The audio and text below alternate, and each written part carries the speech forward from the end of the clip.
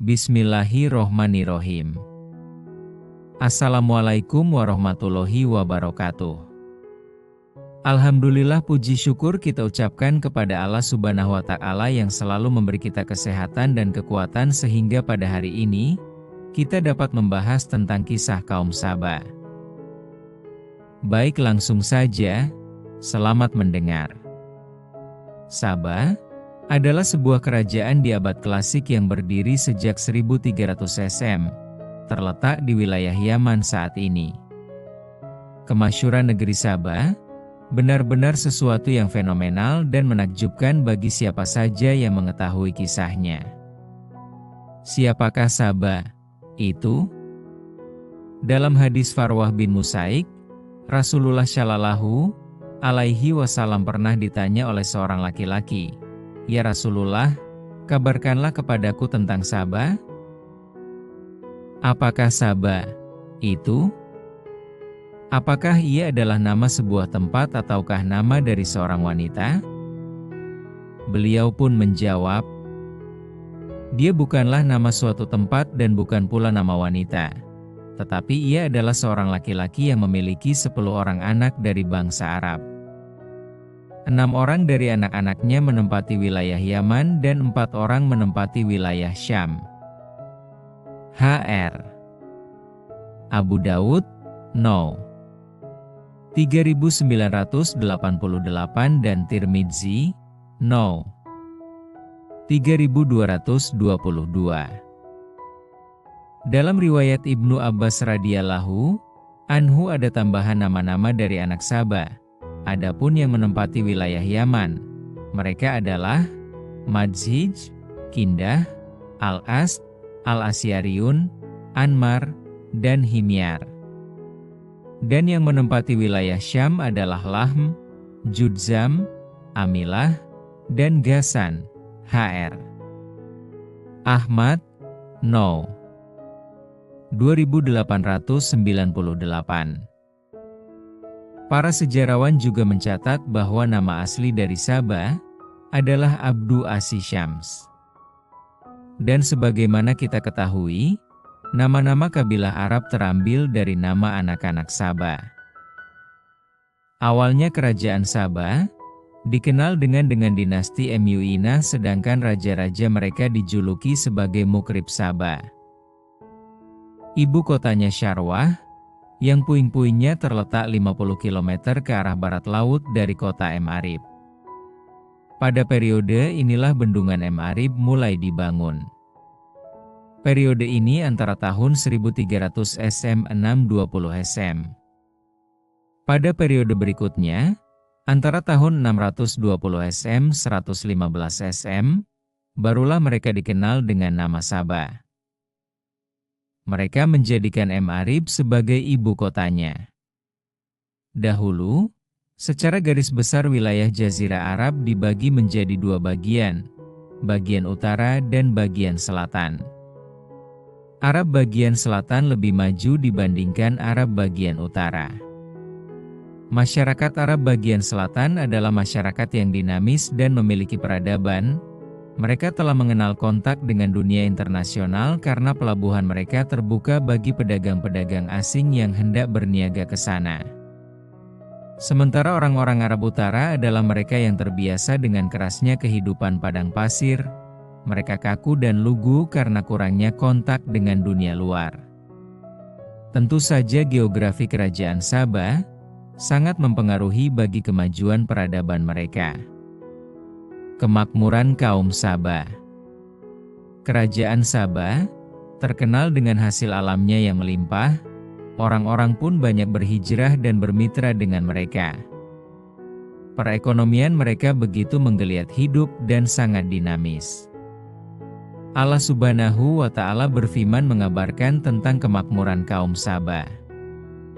Sesungguhnya bagi kaum Saba ada tanda kekuasaan Allah di tempat kediaman mereka, yaitu 2 buah kebun di sebelah kanan dan di sebelah kiri. Quran Surat Saba 15. Kedua kebun tersebut sangat luas dan diapit oleh 2 gunung di wilayah Ma'arib. Tanahnya pun sangat subur, menghasilkan berbagai macam buah dan sayuran.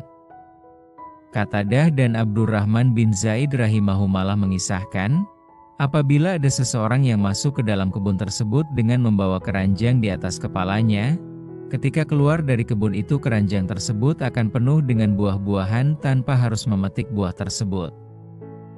Abdurrahman bin Zaid menambahkan, di sana tidak ditemukan nyamuk, lalat, serangga, kalajengking, dan ular. Tafsir At-Tabari 20, 376-377. Menurut Al-Qusyairi, penyebutan dua kebun tersebut tidak berarti bahwa di Sabah, kala itu hanya terdapat dua kebun itu saja. Tapi maksud dari dua kebun itu adalah kebun-kebun yang berada di sebelah kanan dan kiri lembah atau di antara gunung tersebut. Kebun-kebun di Ma'arib saat itu sangat banyak dan memiliki tanaman yang bervariasi. Fathul Qadir 4:422. Yang membuat tanah di Ma'arib menjadi subur adalah bendungan Ma'arib atau juga dikenal dengan nama bendungan Arim. Bendungan yang panjangnya 620 meter, lebar 60 meter, dan tinggi 16 meter ini mendistribusikan airnya ke ladang-ladang penduduk dan juga menjadi sumber air di wilayah Ma'arib.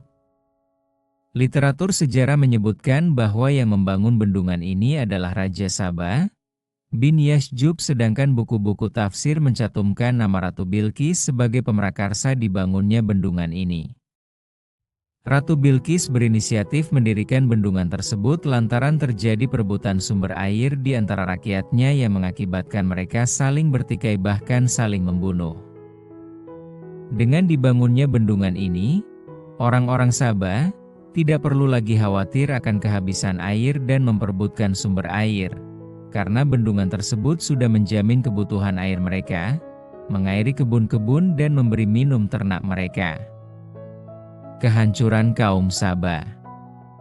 Sebelum Ratu Bilqis masuk Islam, kaum Sabah menyembah matahari dan bintang-bintang.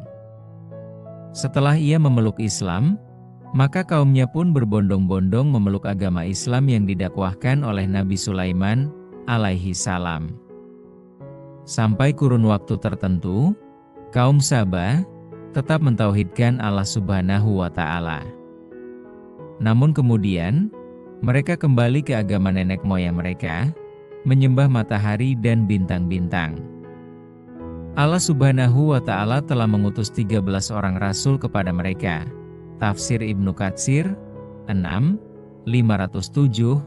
Akan tetapi mereka tetap tidak mau kembali ke agama monoteisme, mentauhidkan Allah dan tidak menyekutukannya dengan sesuatu apapun. Allah pun mencabut kenikmatan yang telah Dia anugerahkan kepada mereka. Tetapi mereka berpaling, maka kami datangkan kepada mereka banjir Al-Arim. Quran Surat Sabah 16. Penyebab hancurnya bendungan Ma'arib. Penyebab kehancuran bendungan tersebut tentu saja adalah takdir Allah Subhanahu wa Ta'ala dan akibat dari kaum Sabah yang kufur akan nikmat Allah terhadap mereka. Namun, Allah menciptakan suatu perantara yang bisa diterima oleh logika manusia agar manusia lebih mudah untuk merenungi dan mengambil pelajaran. Di dalam buku-buku tafsir disebutkan, seekor tikus yang lebih besar dari kucing sebagai penyebab runtuhnya bendungan Ma'arib. Subhanallah! Betapa mudahnya Allah menghancurkan bendungan tersebut, meskipun dengan seekor makhluk kecil yang dianggap remeh, tikus. Sebab lain yang disebutkan oleh sejarawan adalah terjadinya perang saudara di kalangan rakyat Sabah, sementara bendungan mereka butuh pemugaran karena dirusak oleh musuh-musuh mereka. At-Tahrir wa At-Tanwir 22, 169. Perang saudara tersebut mengalihkan mereka dari memperbaiki bendungan Ma'arib. Allahu a'lam mana yang lebih benar mengenai berita-berita tersebut. Bendungan ini hancur sekitar tahun 542 M. Setelah itu, mereka hidup dalam kesulitan. Tumbuhan-tumbuhan yang tumbuh subur di tanah mereka tidak lagi menghasilkan buah seperti sebelum-sebelumnya dan Yaman saat ini termasuk salah satu negeri termiskin dan terkering di Jazirah Arab. Allah Subhanahu wa Ta'ala berfirman, "Tetapi mereka berpaling, maka kami datangkan kepada mereka banjir yang besar dan kami ganti kedua kebun mereka dengan dua kebun yang ditumbuhi pohon-pohon yang berbuah pahit, pohon ats dan sedikit dari pohon sider. Demikianlah kami memberi balasan kepada mereka karena kekafiran mereka. Dan kami tidak menjatuhkan azab yang demikian itu, melainkan hanya kepada orang-orang yang sangat kafir." Quran Surat Saba 16-17. Dalam firman-Nya yang lain, "Dan Allah telah membuat suatu perumpamaan, dengan sebuah negeri yang dahulunya aman lagi tenteram, rezekinya datang kepadanya melimpah ruah dari segenap tempat, tetapi penduduknya mengingkari nikmat-nikmat Allah. Karena itu Allah merasakan kepada mereka pakaian kelaparan dan ketakutan, disebabkan apa yang selalu mereka perbuat. Dan sesungguhnya telah datang kepada mereka seorang rasul dari mereka sendiri, tetapi mereka mendustakannya. Karena itu mereka dimusnahkan azab dan mereka adalah orang-orang yang zalim." Quran Surat An-Nahl 112-113. Kalau kita renungkan kisah kaum Saba, dengan perenungan yang mendalam, tentu saja kita menemukan suatu kengerian. Bagaimana sebuah negeri yang teramat sangat subur, lalu menjadi negeri yang kering dan tandus. Allah mengabadikan kisah kaum Saba ini di dalam Al-Quran dan memberi nama surat yang memuat kisah mereka dengan surat Saba. Hal ini tentu saja dimaksudkan agar manusia senantiasa mengingat-ingat apa yang terjadi kepada kaum ini. Demikian pula negeri kita, Indonesia, yang disebut sebagai Jamrud Khatulistiwa, tongkat yang dibuang ke tanah akan menjadi pohon. Sebagai gambaran kesuburannya, hendaknya kita merenungi apa yang terjadi pada kaum Saba, agar kita tidak mengulang kisah perjalanan mereka. Sesungguhnya pada yang demikian itu benar-benar terdapat tanda-tanda kekuasaan Allah bagi setiap orang yang sabar lagi bersyukur. Quran Surat Saba 19. Demikianlah kisah kaum Saba yang telah kita bahas pada kali ini. Semoga dapat menjadi pelajaran dan mengambil hikmah untuk kehidupan kita dari kisah yang kita bahas kali ini. Akhir kata, saya ucapkan terima kasih. Jazakumullahu khairan.